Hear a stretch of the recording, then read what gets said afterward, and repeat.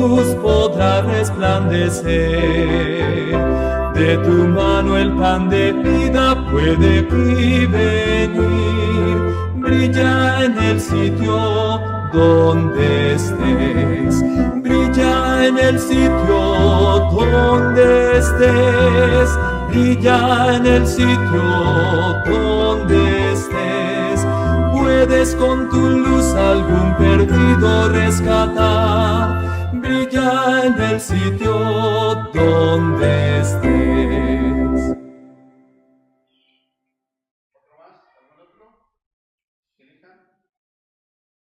¿Algún otro que queráis? 300.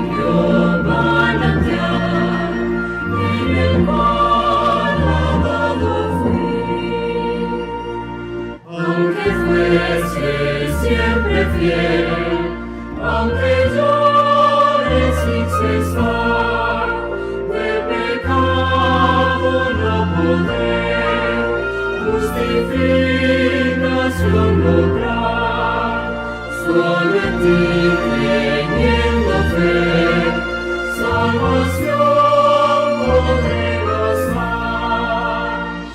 Mientras tenga que vivir en el mundo de maldad, cuando vaya a responder en tu augusto tribunal, sé mi nombre de fiel, proclamé la eternidad.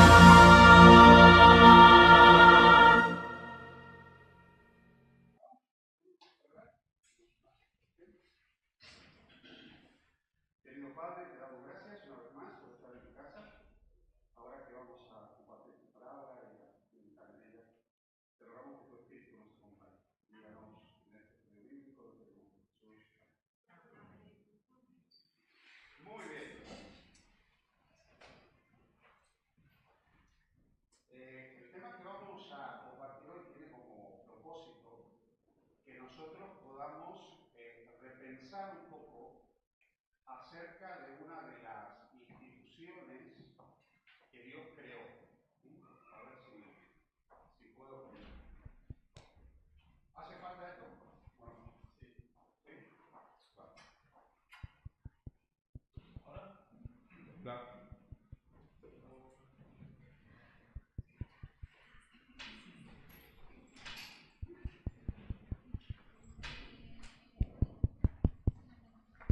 Suena, ¿eh? Dos. A ver,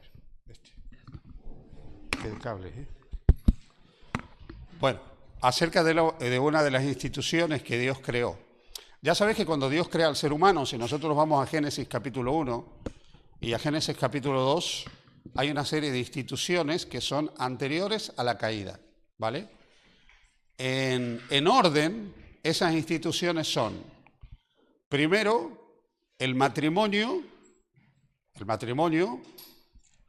Al hablar de matrimonio hablamos del hogar y de la familia, y al hablar de matrimonio, indefectiblemente hablamos de la sexualidad, ¿vale? Porque el matrimonio fue creado en el marco de la heterosexualidad, hombre y mujer, con una sexualidad diferenciada y con un mandato claro de la procreación, fructificad y multiplicaos. Así que en el Jardín del Edén nosotros encontramos que la primera institución que se crea está asociada a la sexualidad humana. No os olvidéis de ese detalle, porque es un detalle muy importante a tener en cuenta. La segunda institución es el descanso, es el sábado. Y la tercera institución es el trabajo, en ese orden. O sea, no es que Dios primero da el trabajo y luego da el descanso. O sea, Dios crea el matrimonio, el descanso y el trabajo, ¿sí? En ese orden. Nosotros vamos a hablar de la primera y vamos a a tratar de entender de qué manera esa institución está siendo atacada. Nosotros a veces ponemos el foco especialmente en la segunda, que tiene que ver con el sábado, pero lo cierto es que hoy en día la primera institución es la que está siendo más atacada.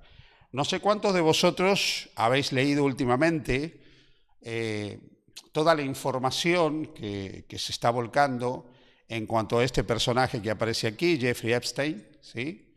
Y bueno, y todas las implicaciones que este personaje tiene con otras personas. Vamos a ir viendo un poquitito esto y vamos a ver de qué manera esto nos puede afectar de alguna manera a nosotros, ¿no?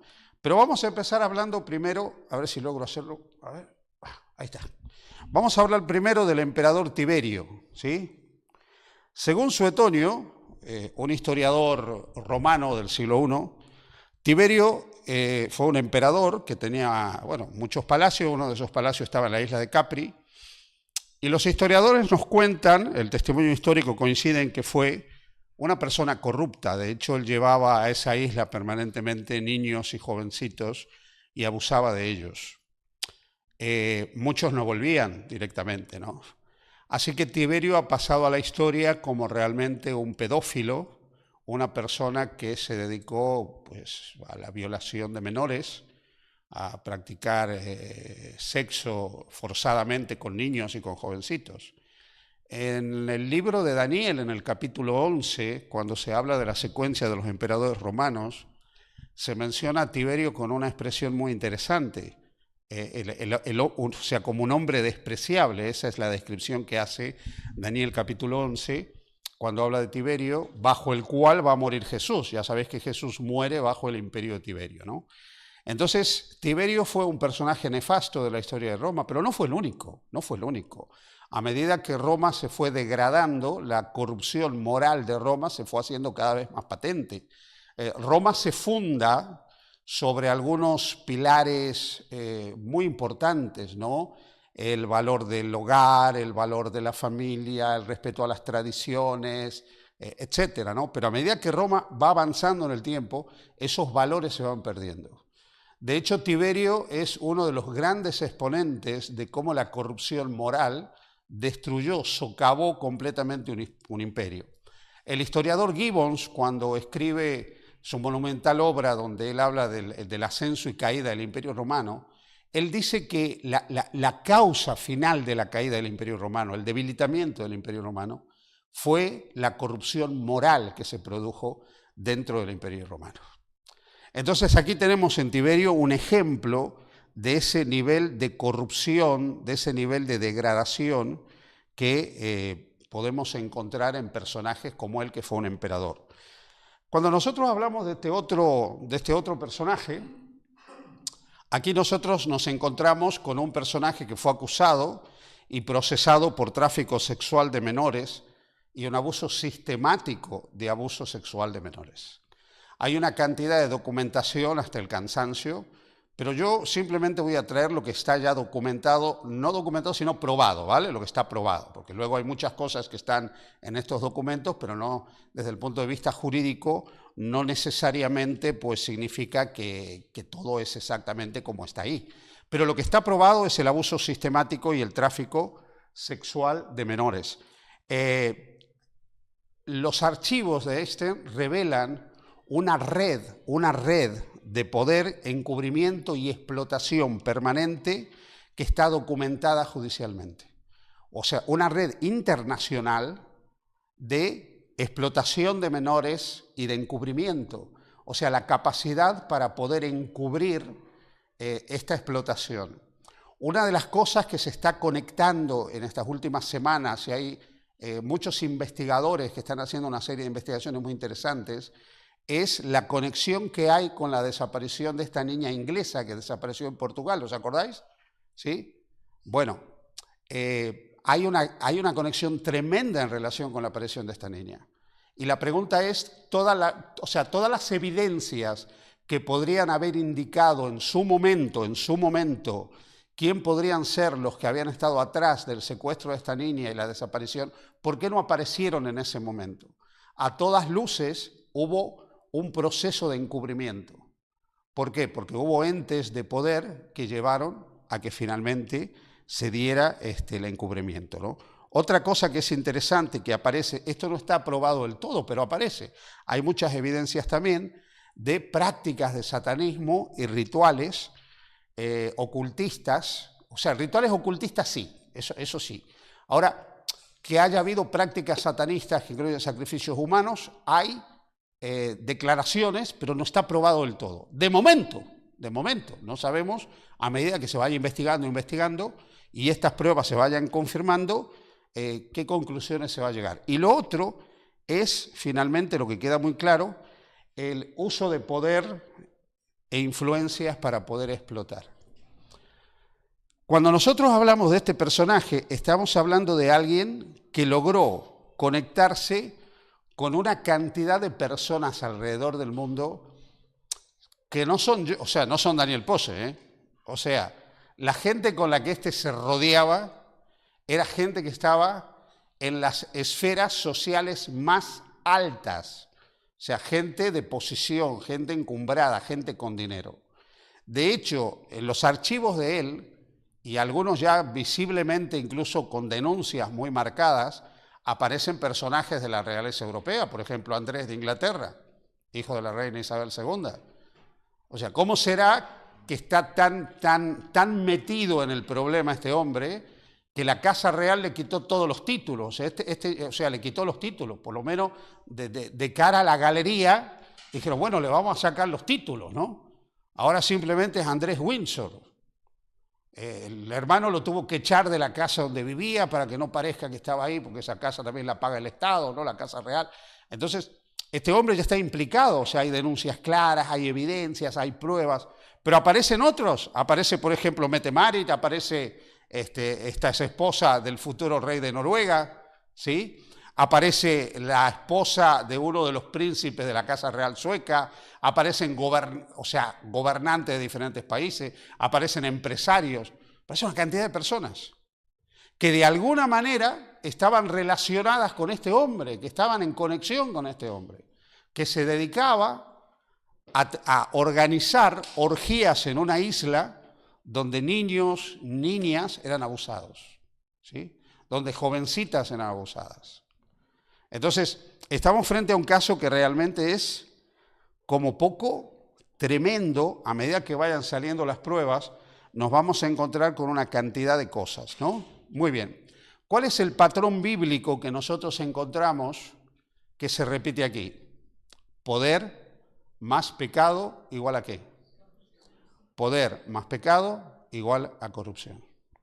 Todas las personas que de alguna manera participaban del entorno de él eran personas que tenían un poder económico tremendo, tremendo. O sea, gente que tiene dinero que nosotros no vamos a tener en nuestra vida, así de claro, ¿sí? Que solo pensar lo que ellos tienen, decimos, ¿cómo se hace para gastar eso? Bueno, esta gente es la que se rodeaba, con la que él se rodeaba. Es la gente a la que él le organizaba estas fiestas, le organizaba las actividades en esa isla. Entonces, el poder más el pecado produce la corrupción. La Biblia enseña con toda claridad que el abuso sexual no es solo una debilidad personal, sino una clara evidencia del corazón caído. Una evidencia del corazón caído. La Biblia, cuando habla del corazón humano, dice en el libro de Jeremías, engañoso es el corazón más que todas las cosas. Entonces aquí nosotros nos encontramos ante la punta de un iceberg que muestra hasta dónde puede llegar la corrupción humana cuando el ser humano pierde la imagen y semejanza de Dios que por creación ha recibido, y cuán de semejante se puede ir haciendo el ser humano al separarse de Dios.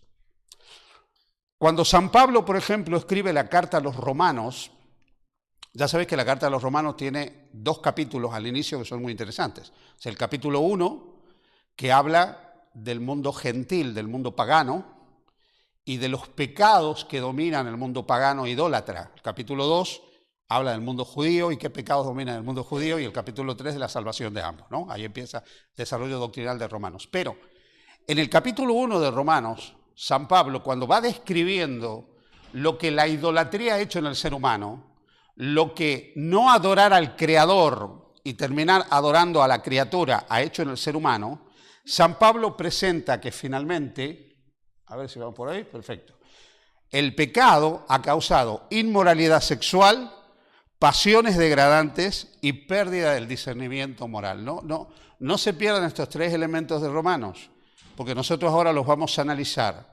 Inmoralidad sexual en todas sus formas, pasiones degradantes y pérdida del discernimiento moral. Y quizás, el que más de alguna manera nos puede afectar a nosotros es la pérdida del discernimiento moral. ¿Sí? A lo largo de los 36 años que yo llevo del ministerio, muchas personas han venido a hablar conmigo. ¿Sí? Yo cuando una persona dice, pastor, tengo que hablar con usted, ¿no? O tengo que hablar contigo, le digo, no hace falta que confiese nada porque no soy cura, no soy sacerdote. No, pero yo necesito hablar.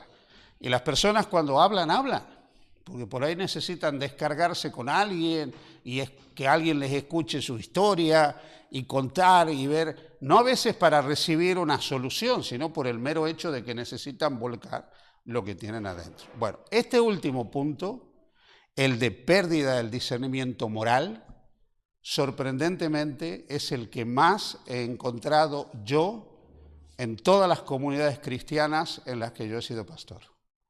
Pérdida del discernimiento moral. Y esa pérdida del discernimiento moral lleva a personas de la iglesia, no estoy hablando de los jóvenes de la iglesia, ¿sí? Porque uno dice, bueno, un joven, ¿sí? Como el otro día yo hablaba con un chaval y decía, oye, ojo, te estoy controlando que tú eres una hormona con pata a esta altura del partido. No estoy hablando de ellos, ¿sí? No estoy hablando de esto que tienen la testosterona por las nubes, ¿me entiendes? No, estoy hablando de gente adulta. Entonces, gente que ha perdido el discernimiento moral y se permite familiaridades indebidas con otros, ¿sí? Con otras personas de la iglesia. Y eso es causa del deterioro incluso de la convivencia eclesiástica. Y yo os puedo decir, yo podría escribir un libro de esto, sinceramente. ¿Entendéis? Esto es mucho más frecuente, mucho más común de lo que a veces se cree, de lo que a veces parece. Y personas que a veces nosotros vemos magníficas y extraordinarias, en realidad tienen una pérdida muy marcada del discernimiento moral y hacen cosas que si se supieran nos asombrarían a todos. Pero ellos no la ven tan graves. Ese es el tema. Cuando se pierde el discernimiento moral, hay cosas que no se ven graves, aunque sean graves. ¿Entendéis? Ya os contaré quizás alguna historieta, ¿no? Ahora, no obstante, la Biblia nos hace una invitación a la pureza sexual. La pureza sexual en la Biblia no es simplemente una norma cultural, sino una expresión del carácter de Dios. Nunca tenemos que olvidar eso. La pureza sexual no es una cuestión cultural, no es una cuestión que por cultura, hay culturas que son más conservadoras, culturas menos conservadoras, y por lo tanto en una cultura más conservadora hay pureza sexual, y las menos conservadoras no hay pureza sexual. No, la pureza sexual es una invitación que nos hace la palabra de Dios, porque nosotros en la pureza sexual también reflejamos el carácter de Dios, en la manera en que nosotros vivimos nuestra sexualidad. Entonces la palabra de Dios es clara en ese sentido al enseñarnos eso. Y cuando se deteriora esto, lamentablemente pues hay problemas porque se pierde el discernimiento moral y aparecen problemas, ¿no? Fijaros, vamos a leer algunos textos. Vamos a ir a Primera de Tesalonicenses capítulo 4, versículos 3 y 5. Dice, la voluntad de Dios es vuestra santificación, que os apartéis de fornicación. Cuando nosotros vamos al Evangelio, vemos que las enseñanzas de Jesús van incluso a nivel del corazón. Si hay algo que hace particular el Evangelio, es que Jesús, cuando habla, por ejemplo, de la ley, habla en un sentido profundo y espiritual de la ley. Entonces Cristo dice, oísteis que fue dicho a los antiguos, no cometerás adulterio. ¿Sí? Y luego dice, mas yo os digo que cualquiera que mira a una mujer para codiciarla, ya adulteró con ella en su corazón. Entonces, uno puede decir, pues yo adulterio físico no he cometido, pero ¿qué pasa con la codicia a nivel físico? Es una forma, ya Cristo dice, eso es adulterio. Cualquiera que codicia, ya adultera. De ahí que luego viene el Señor, dice, si tu ojo derecho te es ocasión de caer, quítalo de ti. ¿Sí? Está hablando de la importancia de cuidar las avenidas del alma. ¿Ok? Bueno, eso, aquí voy a aclarar una cosa para rebajar la tensión. No quiere decir que en el mundo en el que nosotros vivimos no vamos a ver cosas que son atractivas. ¿Sí? Y nos puede pasar, de todas maneras, yo lo veo, por ejemplo, yo lo veo aquí a Cosmín, todo cacha así, ¿no? Con el cuerpito de tío, yo puedo decir, es guapo Cosmín, ¿no? Pero eso a mí no me hace del otro bando tampoco, ¿no? Cuidado. O puedo ver a alguna dama, la veo bonita, la veo elegante, pero eso no significa que yo codicie. Son dos cosas completamente distintas. Uno puede apreciar la elegancia, puede apreciar un buen porte, no significa nada. El tema es cuando uno desarrolla un pensamiento de codicia, de anhelo, de deseo concupiscente hacia otra persona. Entonces, de eso está hablando Jesús. Jesús nos está diciendo de que, por más que no exista desde el punto de vista físico, una práctica con que nosotros en la mente ya la tengamos, nosotros ya caemos en ese pecado. Primera de Corintios 6, 18 al 20, dice, el cuerpo es templo del Espíritu Santo. En el libro de Génesis, la sexualidad está diseñada dentro del pacto matrimonial. Cuando esta institución se pervierte de alguna manera, el proyecto y el propósito de Dios cambian completamente. O sea, no hay otro camino, O sea, la Biblia presenta siempre la sexualidad entre dos personas creadas a imagen y semejanza de Dios dentro del pacto matrimonial. Así de claro. Ahora, cada uno podrá decir, bueno, pero yo opino tal o cual cosa. Miren, para opiniones y para gusto hay muchas cosas. Pero bíblicamente es lo que la Biblia enseña. La sexualidad se vive en el marco de la lealtad y la fidelidad en el pacto entre un hombre y una mujer en el marco de la vida matrimonial conyugal. No hay otra alternativa, no hay segundas vías en este sentido. No las hay. A veces algunas personas, cuando yo hablaba, me decían, bueno, pero esto no le parece muy rígido, porque a mí me puede parecer muchas cosas, pero esto es lo que Dios presenta, y quiero decir que Dios lo presenta por algo, ¿no? O sea, Dios tiene un propósito atrás de todo esto, pero este es el marco. Otro tema también es entender cómo la cultura ha cambiado, ¿sí? El mundo ha cambiado, y yo entiendo que a veces vivir armónicamente con Dios cada vez más difícil. Y voy a explicar por qué. Cuando la Biblia se redacta, un hombre y una mujer se casaban a los 14 años. ¿Sí? ¿Quién no llega virgen a los 14 años al matrimonio, chaval? O sea, casi que no te tienes que esforzar, ¿vale? Porque a esa edad apenas está iniciando la pubertad, apenas está dando el desarrollo, y es que la vida así, te casabas a esa edad, a los 15, 16 años ya eras madre o eras padre, y para los 30 te morías, una cosa así, o sea, la vida era totalmente diferente. En la sociedad veterotestamentaria las cosas eran así. Claro, ahora la sociedad ha cambiado. Díganme quién se casa a los 15 años en un país normal. Usted me dice, qué sé yo, en el África subsahariana o en algunos grupos musulmanes radicales o algo por el estilo. Bueno, puede ser, pero en líneas generales, ¿quién se casa a esa edad? Entonces, claro, ahí hay un problema. Y ese problema nosotros lo vivimos internamente en la vida de la iglesia. Porque resulta que nosotros tenemos jóvenes no de 15 años, lo tenemos de 20, lo tenemos de 25, lo tenemos de 30. Y claro, algunos de ellos van arañando las paredes, ¿me entendéis, no? Entonces la vida se les va complicando. Pero que mi vida sea complicada, de que a mí me cueste el celibato, de que a mí me cueste ser fiel, no significa que el plan de Dios ha cambiado, ¿me entendéis lo que digo?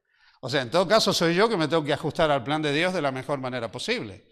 Yo tengo que ponerme del lado de Dios y tengo que pedirle a Dios que Dios me asista, que Dios me ayude, que Dios me acompañe para que yo pueda vivir conforme al proyecto de vida que Él plantea en su palabra, ¿vale? Pero los tiempos han cambiado y eso es una realidad que hace cada vez más difícil gestionar, lo voy a decir en estos términos, que hace cada vez más difícil gestionar la sexualidad, por ejemplo, de nuestros hijos. es cada vez más complejo, es cada vez más difícil, porque ellos tienen más desafíos, porque tienen más problemas, porque tienen más posibilidades, porque tienen más tentaciones y porque tienen más deseo y más necesidad a medida que los años van pasando. ¿Entendéis? Esa es una realidad. Pero la tenemos que enfrentar de la mejor manera posible y gestionarla de la mejor manera posible a la luz de la palabra de Dios, con mucha oración y con mucho tacto. Yo quiero compartir con vosotros algunos términos de la Escritura para que podamos identificar, a ver si esto se mueve rápido, vamos por ahí, perfecto. Algunos términos hebreos que están asociados a la sexualidad, ¿sí? Por ejemplo, nosotros tenemos el término sará, que significa fornicar, prostituirse, está asociado a la infidelidad sexual y también se puede utilizar para la idolatría en el Antiguo Testamento. Ahí tenéis un texto, Levítico 19:29. No contaminarás a tu hija haciéndola fornicar. Ahí está esa palabra, ¿sí? Para que no se prostituya la tierra. Oseas 4:12. Porque espíritu de fornicación lo hizo errar. Esto implica cualquier relación ilícita fuera del pacto matrimonial. La otra palabra es naaf y significa en hebreo cometer adulterio. Ahí encontramos Éxodo 20:14, el mandamiento, no cometerás adulterio, Jeremías 7:9, hurtando, matando, adulterando, ¿no? Ahí está la palabra, se refiere específicamente a la violación del pacto matrimonial. Esta palabra aparece a lo largo de todo el Antiguo Testamento. ¿Qué otras palabras aparecen en el Antiguo Testamento? Vamos a ir. Ahí está. Por ejemplo, la palabra tojebá, esa palabra significa abominación en el contexto sexual y se usa para prácticas prohibidas. Por ejemplo, Levítico 18:22, no te acostarás con varón como con mujer, es abominación. Se refiere a actos que violan el orden moral que ha sido establecido por Dios.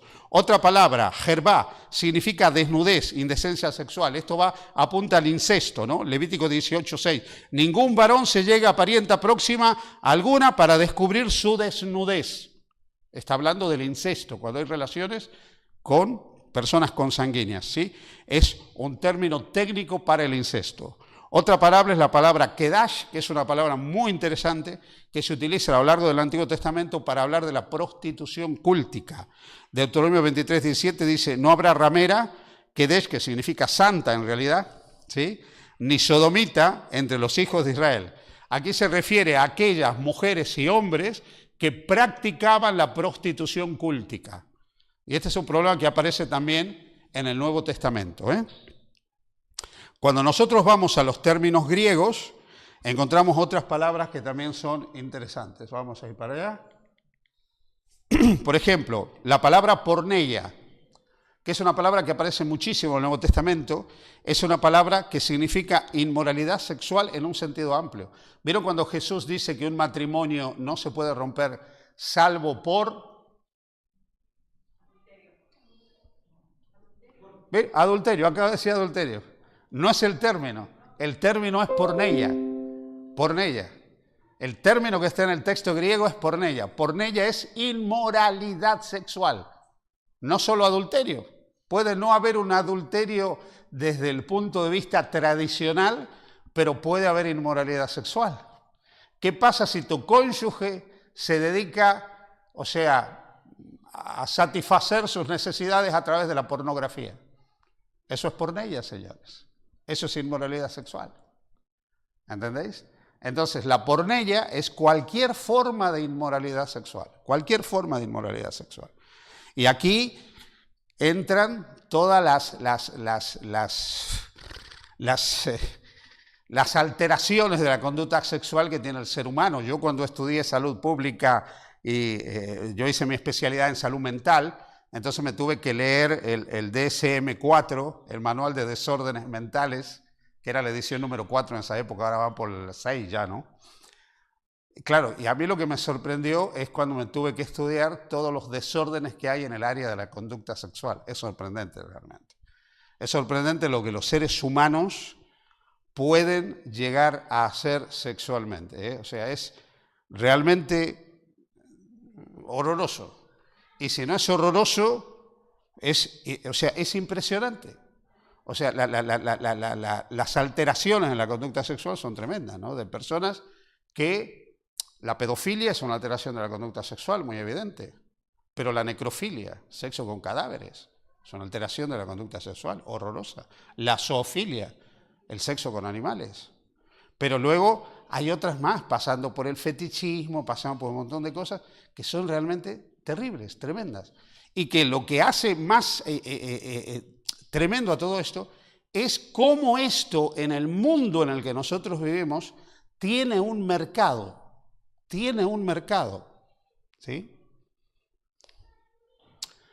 Por ejemplo, una de las alteraciones de la conducta sexual son personas que llegan al clímax, por ejemplo, ¿no?, contemplando alguna parte del cuerpo de otra persona.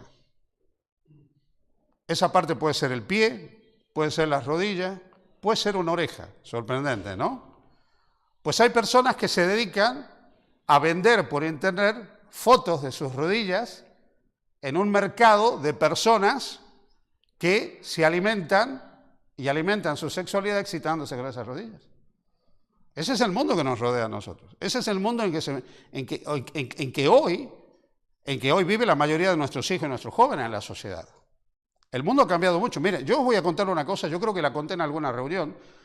Cuando yo era chico, habré tenido 13 o 14 años, yo recuerdo, yo tenía un amigo que a su vez tenía un tío que a su vez tenía un amigo que había viajado a Francia.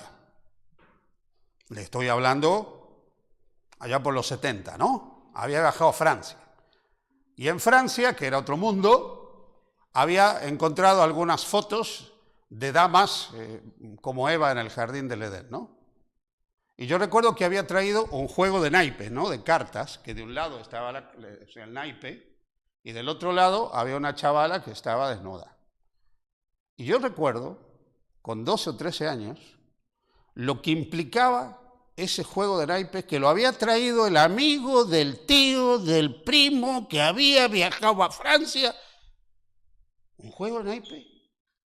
Y ver eso era lo peor que se podía ver. Lo peor. Dele un móvil a un chaval de 13, 14 años hoy, tiene el mundo de la pornografía y la inmoralidad abierto a golpe de tecla. Por eso la importancia es que nosotros controlemos el uso de las redes sociales. Iba a decir a nuestros hijos, que controléis vosotros el uso de las redes sociales. ¿Qué de nuestros hijos? ¿Cuánto más de los niños? ¿Cuánto más de los adolescentes? De los que están bajo nuestro techo, bajo nuestra responsabilidad. Porque el mundo realmente ha cambiado. Bueno, mirad, ahí tenéis algunas palabras. Porneia, ¿sí? Es lo que dice Jesús cuando dice, porque del corazón salen las fornicaciones. Habla de la porneia, ¿no? O 1 Corintios 6, 18. Huid de la fornicación, pero en realidad es porneia. Es toda práctica, huid de toda práctica sexual ilícita. Lo que nos está diciendo 1 Corintios 6, 18. Hay otra palabra muy interesante, es la palabra moicheia, que significa adulterio. Esa sí significa adulterio. Y tiene que ver con la traición, la violación del pacto matrimonial, ¿no? Mateo 5:27 dice, no cometerás adulterio, el mandamiento. Luego tenemos otras palabras. A ver si las logramos poner aquí. Ahí está. Fijaros, tenemos otra palabra que es acatarsia, que significa impureza moral, pero especialmente sexual. Es la que aparece en Gálatas cuando habla de las obras de la carne. Gálatas 5:19. Las obras de la carne son porneia, acatarsia, que es corrupción interna que se manifiesta externamente. Otra palabra es aselgeia, que significa lascivia y libertinaje desenfrenado. Mateo 7:22. Adulterios, fornicaciones, lascivias. Describe una conducta sexual sin ningún tipo de vergüenza. Sin ningún tipo de vergüenza. ¿Sí?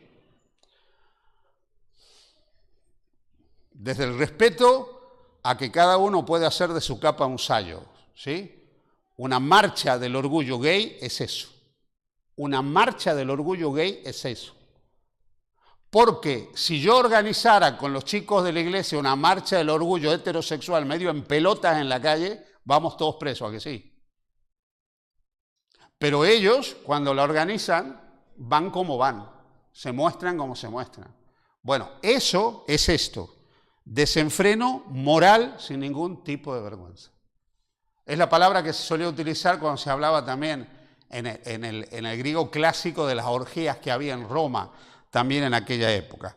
Otra palabra es arsenocoital, que es una palabra que literalmente significa varón cama. Arsenocoital es la única, aparece una sola vez en el Nuevo Testamento esta palabra. Pero es una palabra que se traduce como los que se echan con varones, arsenocoitai.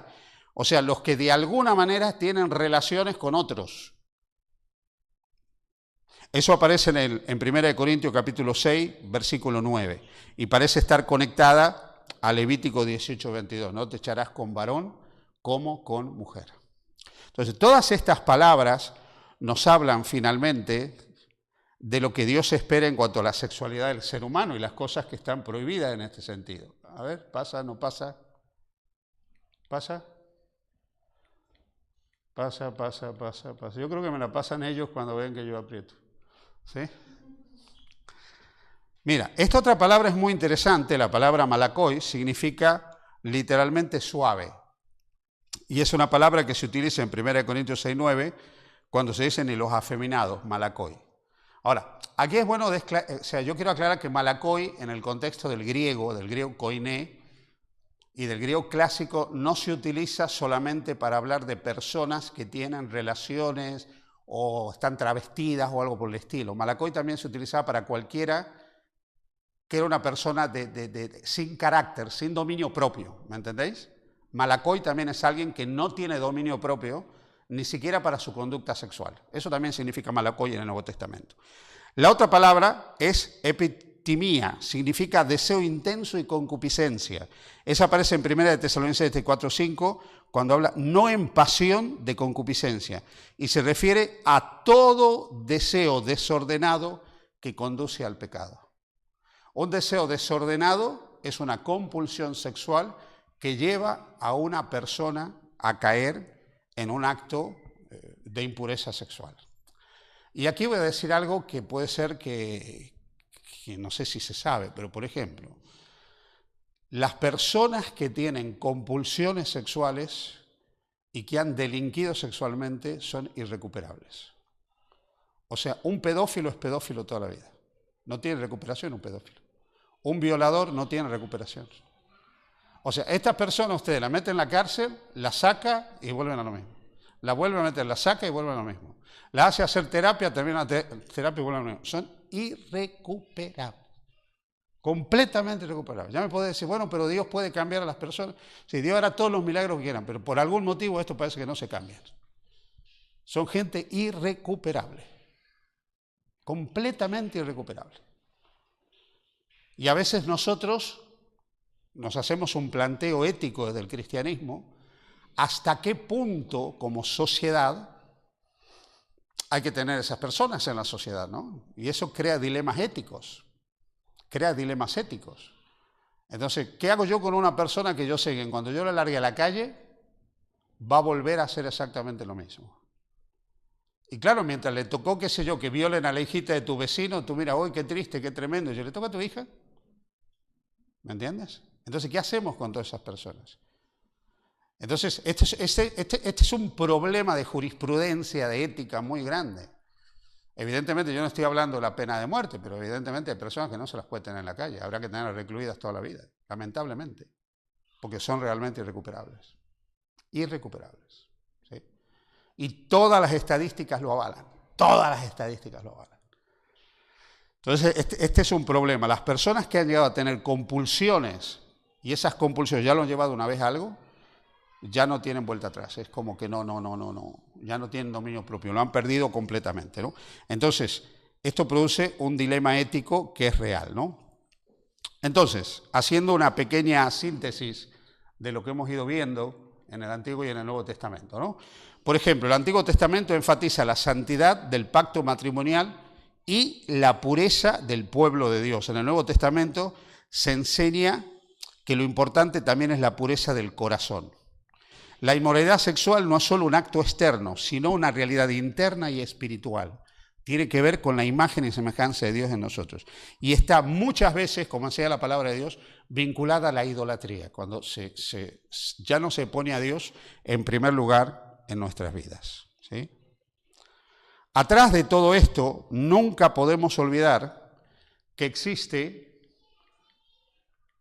lo que nosotros estamos viviendo. Todo esto forma parte del escenario del gran conflicto entre el bien y el mal, en donde la lucha entre el carácter de Dios, que es pureza, que es amor, que es justicia, se enfrenta al carácter de Satanás, engaño, explotación y destrucción. Cristo dijo que el ladrón no viene sino para hurtar, matar y destruir, ¿sí? Cuando nosotros hablamos del accionar del diablo en este sentido, la posesión demoníaca no tiene que ver solamente con el endemoniado gadareno, ¿sí? Cuando nosotros vemos situaciones donde, por ejemplo, ¿no?, el abuso sexual sistemático refleja exactamente un patrón de control demoníaco. Cuando de alguna manera se hurta la inocencia de alguien, se destruye vida o se pervierte la imagen divina en otro, eso es diabólico. ¿Creéis vosotros que la actitud de Tiberio no era diabólica? Él no echaba sapos y culebras por la boca, ni le salían llamas de fuego por los ojos, ni hablaba en lengua rara, ni parecía poseído de nada. Pero ¿no creéis que es diabólica la actitud de él al hacer lo que hacía? ¿No creéis que la actitud de este hombre, Jeffrey Epstein, era diabólica?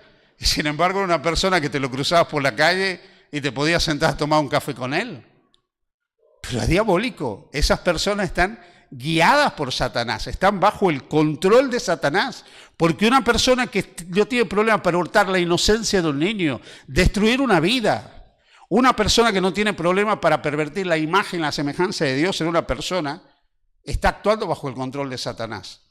De ahí que, por ejemplo, cuando nosotros pensamos en Babilonia, Babilonia es un símbolo de un sistema corrupto donde el poder, el lujo y la inmoralidad se mezclan.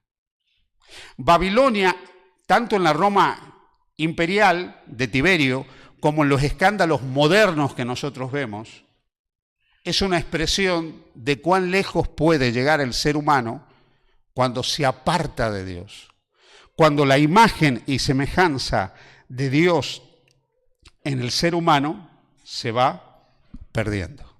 El satanismo no es solamente, hermanos, que aparezcan, digamos, personas hablando raro, con una fuerza sobrenatural o haciendo esto o aquello. El satanismo se da cuando una persona utiliza la mentira de manera sistemática, cuando llega a cosificar a otro ser humano, tratarlo como una cosa, como un objeto, como algo que no tiene sentimientos, como algo que no tiene valor, cuando se produce una inversión moral y a lo malo se llama bueno y a lo bueno se llama malo. Todo eso son evidencias de satanismo. Por lo tanto, el mal es estructural.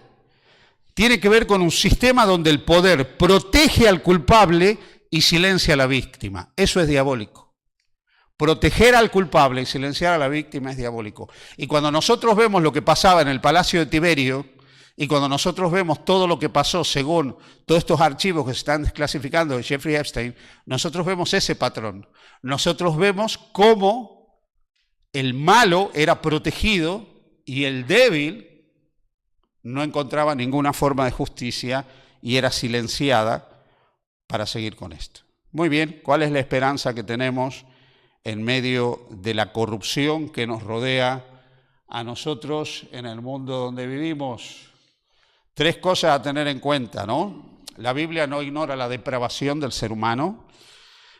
Primero, Dios juzga la injusticia. O sea, Dios traerá todas cosas a juicio, con toda cosa encubierta, sea buena, sea mala, dice la palabra de Dios.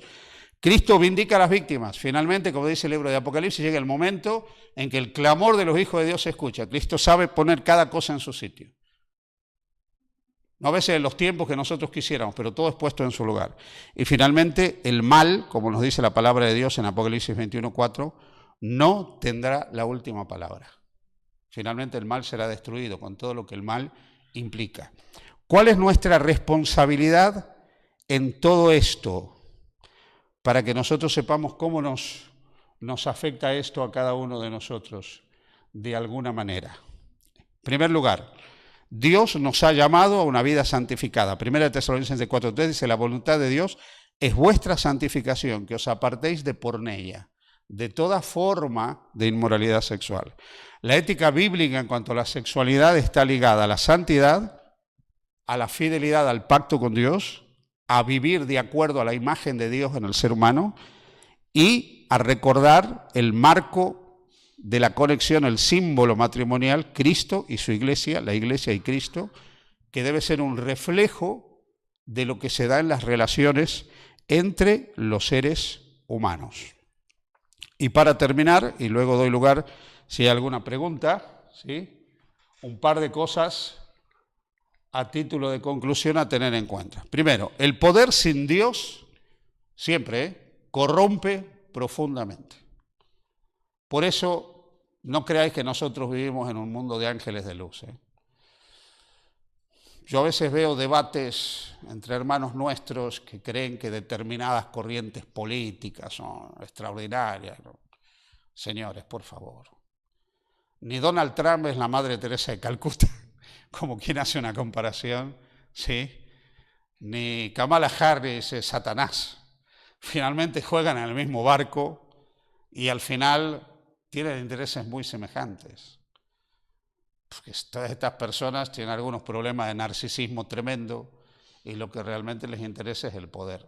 ¿Cuál es la diferencia? Que a veces hay personas que pueden tener algunos otros valores un poco más aproximados a los valores cristianos, quizás.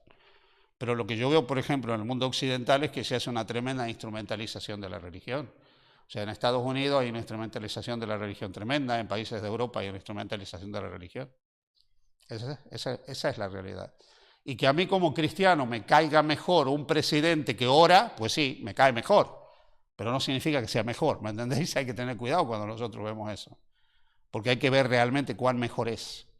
Realmente las personas que se dedican a esto de la función pública pues tienen algunos intereses que son non santos muchas veces.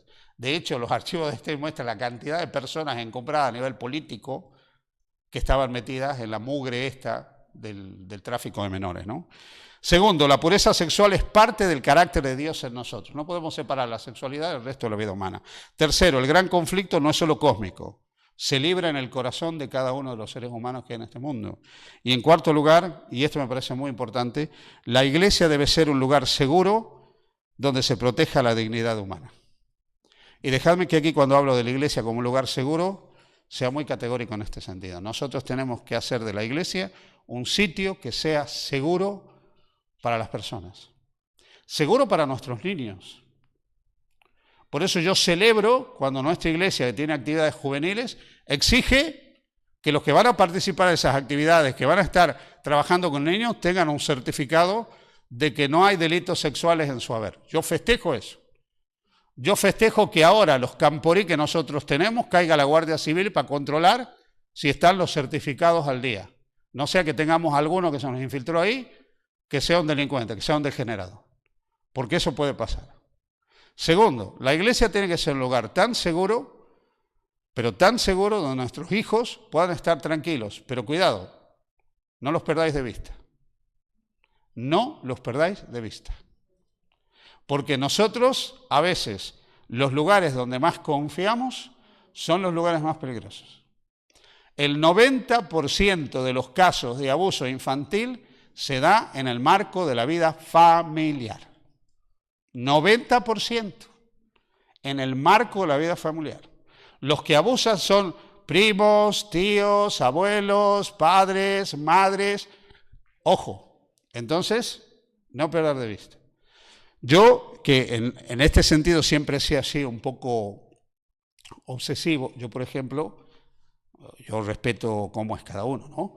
Pues yo jamás he dejado que alguien me alce a mis hijas, jamás. Las coja a mis hijas, en brazos, nadie. Su madre y su padre, jamás. No, que tráeme la niña, fabrica una y ya la tendrás tú, es tu problema. Jamás. Jamás he permitido que a mis hijas alguien venga, ay, le voy a hacer el caballito a mi niña y se la siente en la falda. Jamás. Jamás la he dejado a mi hija ir a un pijama party cuando eran jovencitas. He montado pijama party en mi casa y yo he estado de guardia toda la noche, así, con cosas, ¿no? Con cámara de seguridad. Pero hasta los 15 años controlando, 16, 17 controlando. ¿Por qué? Porque yo sé el paño en el que corto la tela, sé el mundo en el que vivo. ¿Y saben por qué sé? Porque yo estaba en la juerga, yo estaba en la calle. Entonces yo sé lo que se cuece afuera. Entonces yo sé que no vivimos entre ángeles de luz. Entonces tenemos que ser tremendamente cautelosos en ese sentido. ¿Tenemos que hacer de la iglesia un lugar seguro? Sí, pero tenemos que estar atentos. Tenemos que estar atentos porque la iglesia puede ser un lugar seguro o un lugar tremendamente peligroso. Imagínate que cuando nuestros hijos van a un campamento, tú te quedas en casa, ¿quién te los cuida? ¿Quién sabe lo que pasa en ese campamento? ¿Quién te los atiende? ¿Quién te los controla? ¿Quién sabe? Entonces, la iglesia tiene que ser un lugar seguro. Tiene que ser un lugar seguro también para otras personas, porque hay personas que son vulnerables dentro de la iglesia. Personas que son vulnerables dentro de la iglesia. Personas, por ejemplo, que son solas, mujeres que están solas dentro de la iglesia. Y de pronto hay hombres que creen que porque esa mujer es tan sola, ella necesita que alguien se acueste con ella. Y cada vez que llega a la iglesia a adorar, viene un hermano y se le planta haciéndole una proposición deshonesta dentro de la iglesia.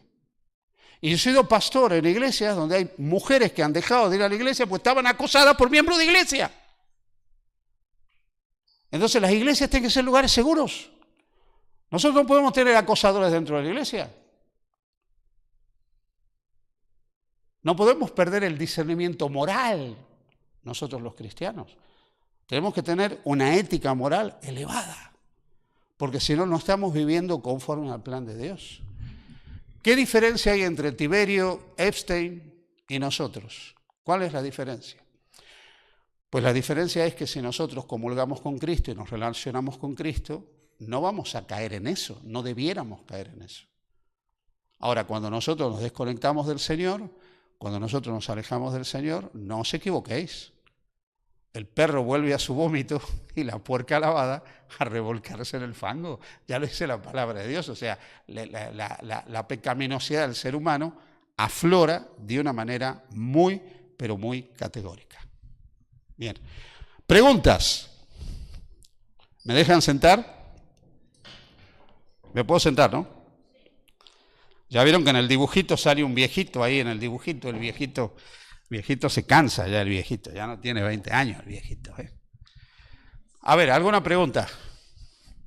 ¿Cuánto se termina ese proceso de la investigación? Hay unos 200.000 documentos, más o menos, creo yo, así que no sé cuándo terminará el proceso. Y luego, claro, el tema es que por las implicaciones que tiene el proceso, hay que ver cuántas trabas va a haber en el proceso. ¿Qué cantidad de trabas habrá en el proceso? Por ejemplo, se dice que cuando ya el nombre de Andrés de Inglaterra salió, una de las cosas que hizo la Casa Real Británica es empezar a pagar favores para que no continúe, digamos, el proceso.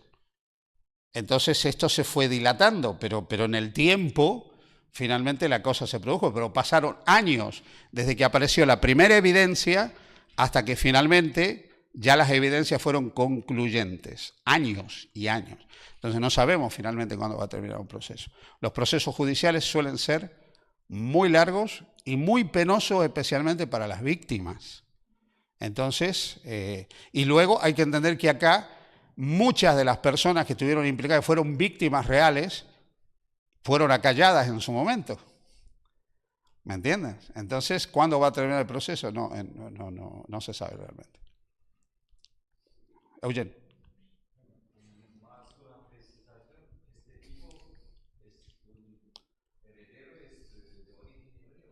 Sí.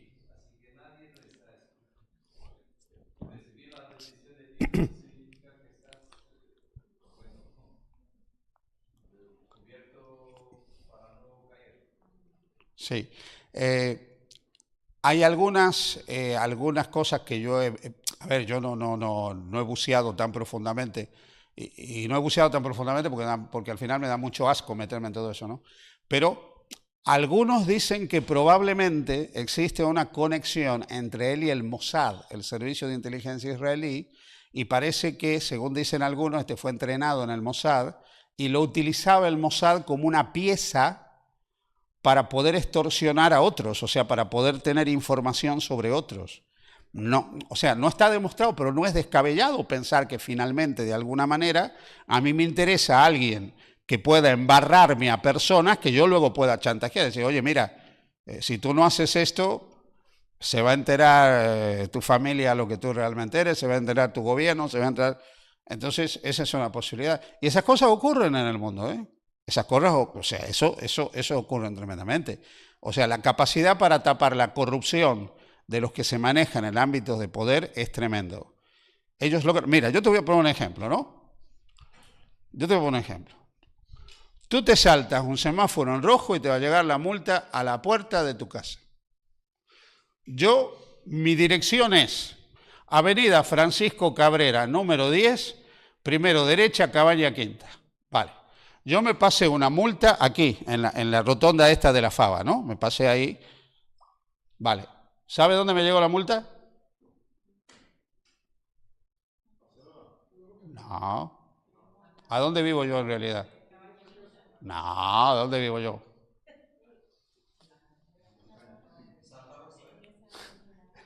Río Cerezal, número 3, San Martín del Rey Aurelio. Ahí me llegó a la puerta de mi casa. ¿Por qué? Porque a ti y a mí, cuando nos quieren crujir, no tienen ningún problema. O sea, no tienen ningún problema para crujirnos. Ahora, la mujer del presidente del gobierno, que era la que llevaba las cuentas del puticlub del padre, ¿sí?, imputada por tráfico de influencia, etcétera, etcétera, etcétera, ¿quién la cruje, chico? ¿Cuándo va a crujir? Igual se va a República Dominicana y pasa ahí feliz el resto de su vida. ¿Por qué? Pues señores, porque esto funciona así, tristemente este mundo, cuando nosotros hablamos de la justicia es lo más injusto que hay en este mundo. O sea, injusto para nosotros, a nosotros nos van a crujir. O sea, tú sáltate un semáforo en rojo y te van a cobrar la muerta. O sea, tú sáltate con Hacienda algo y Hacienda somos todos, te van a perseguir a ti. Pues luego hay otros que Hacienda ni se entera de lo que hacen. ¿Me entiendes? Entonces, el mundo en que vivimos es bastante, perdonadme la expresión, bastante puñetero en ese sentido, la administración de la justicia. Yo creo que cada vez tenemos que aprender a confiar más en la justicia de Dios. Y el Señor dice, mía es la venganza, dice el Señor finalmente. Yo daré el pago, ¿no? Dice el Señor, porque a veces tenemos que esperar en la justicia humana. Es lamentable. Pero bueno, es la que hay que apelar también a ella, como hizo Pablo. Pablo, cuando estaban por azotar, dijo a César apelo. Pero también hay que utilizar los mecanismos de justicia que nosotros tenemos, por malos y lentos que sean, para luchar por la verdad y por la justicia real. Tampoco nos podemos quedar de brazos cruzados, ¿no?, cuando vemos alguna injusticia. ¿Alguna otra pregunta? Soledad. ¿Cómo podríamos prevenir nosotros aquí en la iglesia, sobre todo esta avalancha de inmoralidad que está viniendo? Bien, yo creo que una de las cosas que nosotros tenemos que hacer es luchar para no perder el discernimiento moral, lo que yo decía al principio. El discernimiento moral se pierde cuando nosotros nos empezamos a conectar mucho con cosas que de alguna manera pueden enervar nuestra manera de pensar, ¿no? A ver, yo voy a decir una cosa, a ver cómo lo digo. Ordenamos la idea, ¿no? Una persona que fuma un cigarrillo, fumar un cigarrillo no la hace fumador, ¿vale? ¿Queda claro? Una persona que se tomó, estoy hablando de la iglesia, que se tomó una cerveza, eso no la hace alcohólico. Una persona de la iglesia que se aspiró una raya de marihuana, eso no la hace drogadicto. Alguien que ve una película porno no te hace pornógrafo. ¿Cuál es el problema? Que nosotros tenemos en nuestra mente una cosa que se llama el sistema límbico. El sistema límbico que nosotros tenemos es el que controla nuestras adicciones, nuestras compulsiones. En ese sistema nosotros tenemos una determinada cantidad de cosas que se llaman alelos, ¿no? Bueno, Los alelos son los que van a regular la forma en que nosotros nos relacionamos con el mundo. Entonces, hay personas que se van a fumar un cigarrillo de marihuana o se van a aspirar una raya de heroína y no les va a hacer absolutamente nada. O van a ver una película porno una vez y no les va a hacer absolutamente nada. Se van a tomar un litro de whisky y no les va a hacer absolutamente nada. Pero hay personas que en cuanto se fumen el primer cigarrillo de marihuana, caen en la adicción.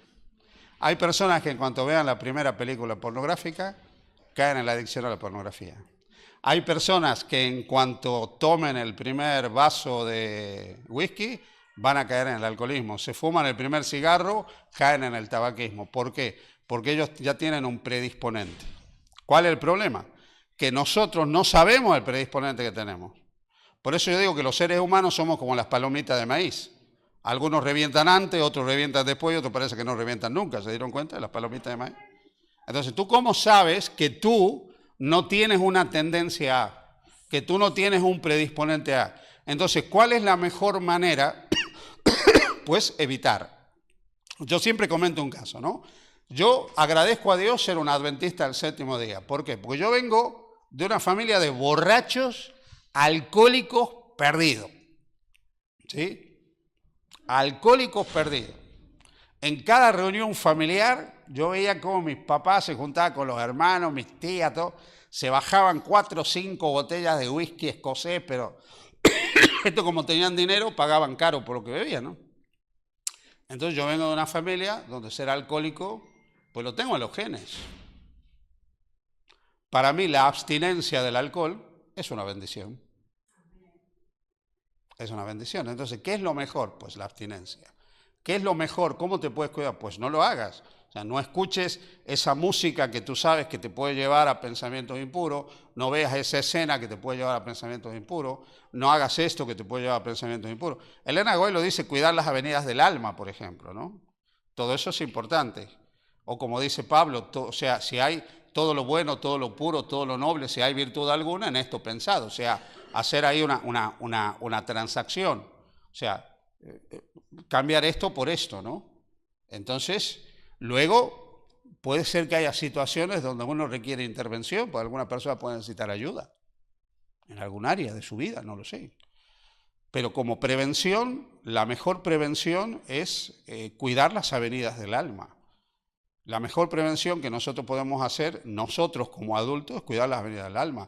La mejor prevención que podemos hacer con nuestros jóvenes, nuestros niños, estar atentos, cuidarlos. O sea, para que ellos, sí, esto del PIN, ¿no? Del PIN parental, controlar a lo que ellos pueden acceder en sus móviles, en sus ordenadores, en sus cosas. Evidentemente nosotros no vamos a poder controlar absolutamente todo, ni las 24 horas del día.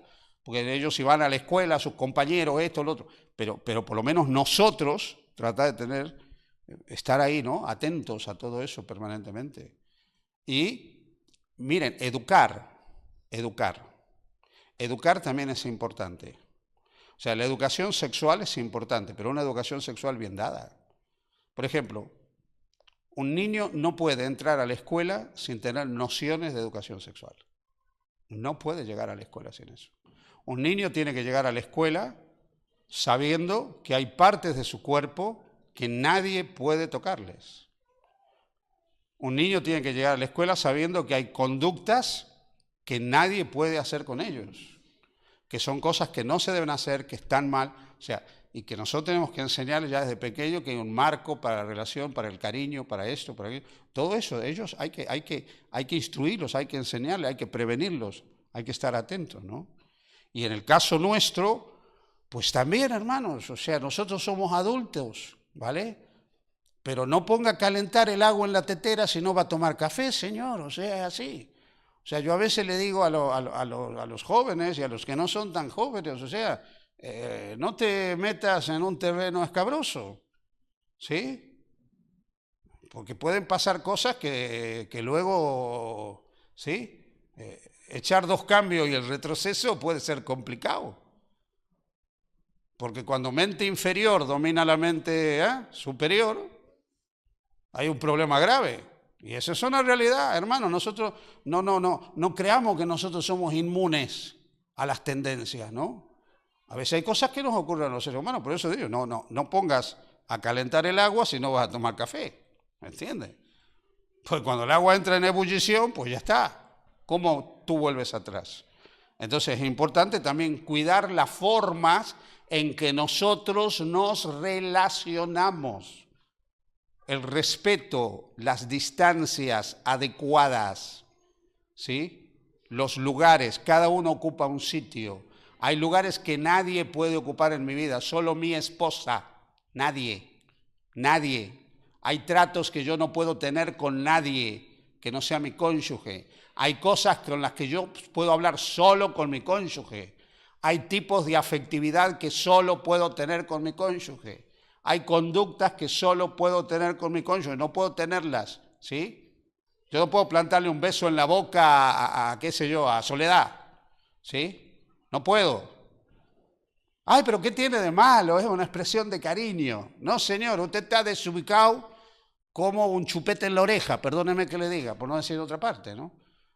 ¿Ah? Hay cosas que nosotros no podemos hacer. Tenemos que cuidar también las conductas entre nosotros. Eso es una manera de prevenir.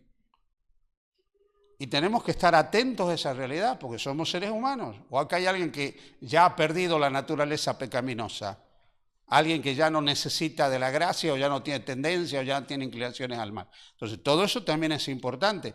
Yo recuerdo cuando yo entré a la iglesia hace casi 50 años atrás, recuerdo que había charlas que nos daban los pastores a los jóvenes en esa época y nos decían, entre las cosas que nos decían, decía, cuidaros de las familiaridades indebidas. Las familiaridades indebidas. ¿Qué es una familiaridad indebida? Pues que tú estés a solas en una situación que puede ser comprometida con alguien que no es tu cónyuge. ¿Entiendes? En una situación que puede ser compleja. Porque aparte nosotros vivimos en un mundo que es complicadito y hay gente complicada en todas partes. Y hay situaciones que se pueden dar. Mire, yo recuerdo, es cierto que yo era joven, Es cierto que yo era joven, entonces estaba en otra época de mi vida, estaba a punto de caramelo todavía yo en esa época, ¿no? Y entonces yo estuve colportando en Paraguay. ¿Hay alguien de Paraguay aquí? ¿No? ¿No hay nadie de Paraguay? ¿Sí? Un paraguayo. Paraguayo de Holanda. En Paraguay. Bueno, yo estuve colportando en Asunción del Paraguay. En Asunción del Paraguay estaba colportando para pagarme mis estudios de teología, pero Sandra se había quedado en nuestra ciudad natal. Yo estaba a 2.000 kilómetros de mi casa.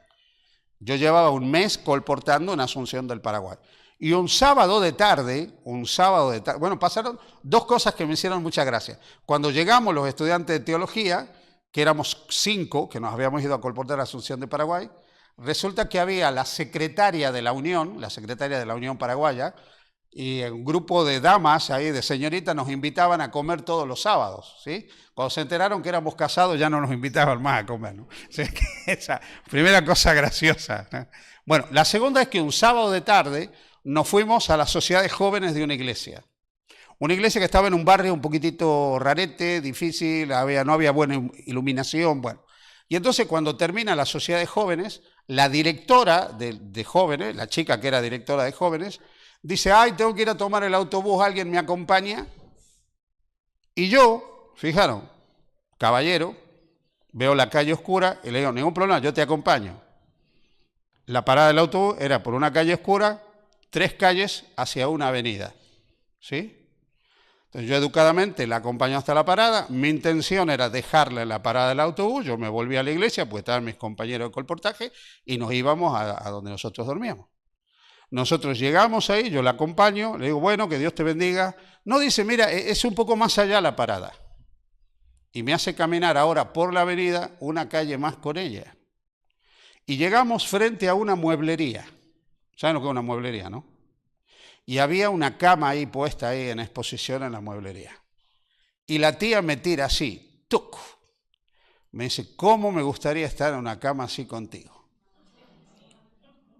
Y yo adentro mío pensé, digo, ¿por qué estas cosas no me han pasado antes en la vida a mí? Me tienen que pasar ahora que conozco todo lo que conozco, y cuando yo era un pagano desgraciado tenía que andar rogando y no se me regalaba nadie. Eso lo pensé. Automáticamente lo pensé en ese momento, ¿no? Y la verdad que digo sinceramente en ese momento, uno lee la Biblia, José, ¿no? ¿Cómo pecaría yo y haría este gran mal? Pero yo la verdad que miré la cama y la miré a ella y dije, qué programa que hay aquí, tremendo, madre mía, ¿sí? Soy humano, señores, yo tengo sangre en las venas, no corre a serrín. Y soy casado, pero no capao, ¿no? Entonces, ¿qué pasa?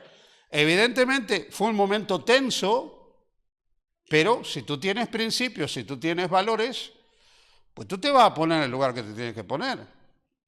Entonces lo que tú vas a hacer es gentilmente decirle, oye, me siento honrado con tu proposición, muchas gracias, fantástico, pero bueno, mira, yo tengo otros compromisos en la vida, quiero a mi esposa, hasta luego, Luca, ¿viste? Y te piras ahí heroicamente, no le haces sentir mal a ella y tú te borras del lugar. Bueno. No, yo no iba a seguir hablando, hermano. Como hable 2 palabras más, igual me metí a la mueblería esa, qué sé yo. Entonces, lo mejor que yo podía hacer en ese momento era borrarme cuanto antes, ¿no? Pues esto era como hablar en el jardín del Edén. Mire, cuanto más habla uno con el diablo, peor es, ¿no? Entonces, cosas como esta, son cosas que pueden ocurrir en la vida. Pasan. Entonces, ¿qué ocurre? Y vuelvo a decir, te van a pasar a veces y tú vas a decir, ¿cómo esto no me pasaba antes, no? Bueno, te pasa ahora porque hay alguien que tiene mucho interés en que te pasen esas cosas ahora. Entonces, otra de las cosas que tenemos que hacer, como dice la Biblia, resistir al diablo y huirá de vosotros. Y poner a Dios en primer lugar, y poner nuestros afectos en primer lugar, poner nuestros valores en primer lugar, poner nuestra familia en primer lugar, poner nuestros cónyuges en primer lugar, poner nuestros hijos en primer lugar, poner nuestros padres, la dignidad de nuestro hogar. Todo eso hay que valorar. Y hay que ponerse en el sitio que hay que ponerse. Pero vivimos en un mundo de la tentación, pues puede aparecer en cualquier momento, y en diferentes circunstancias, en diferentes contextos, ¿sí? Entonces es importante que nosotros pongamos a Dios en primer lugar, siempre. No sé si hay alguna otra pregunta, si no con esto hay un bizcocho a los que se conecten el martes a las 8.